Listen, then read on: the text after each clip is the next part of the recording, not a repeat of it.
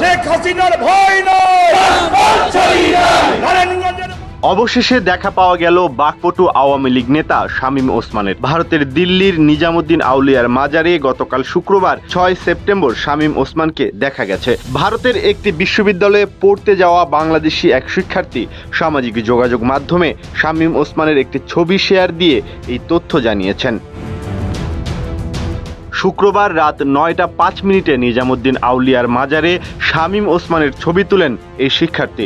নারায়ণগঞ্জ 4 আসনের সাবেক সাংসদ শামীম ওসমানের সেই ছবি শেয়ার করে তিনি লিখেছেন, শামীম ওসমান ও তার পরিবারের সদস্যরা আমার সামনে নিজামুদ্দিন আউলিয়ার দরবারে দাঁড়িয়ে আছেন। ভালো মন্দ কিছু জিজ্ঞেস করব কিনা ভাবছি, আবার কবে দেখা হয় না হয় কে জানে। Redmi 13 স্টাইল বানায় দুনিয়া কাঁপায়।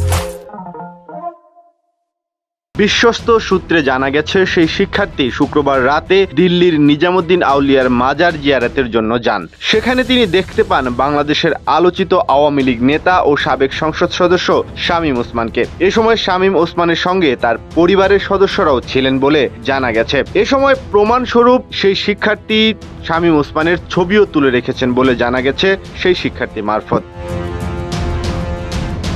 উল্লেখ্য, বৈষম্য বিরোধী ছাত্র আন্দোলনের ছেলে ও রাজনৈতিক অনুসারীদের নিয়ে ছাত্র জনতার ওপর গুলি চালিয়ে তুমুল সমালোচনার মুখে পড়েন নারায়ণগঞ্জের প্রভাবশালী আওয়ামী লীগের সাবেক সংসদ সদস্য শামীম ওসমান। গত 5 আগস্ট শেখ হাসিনা পদত্যাগ করে দেশ ছেড়ে পালালে ওসমান পরিবারের সদস্যদের আর দেখা পাওয়া যায়নি জনসম্মুখে। শামীম ওসমান ও তার স্বজনরা দেশে নাকি দেশের বাইরে আছেন তা নিয়েও ছিল আলোচনা সমালোচনা। এরই মধ্যে দেখা মিলল সাবেক এ সংসদ সদস্যের।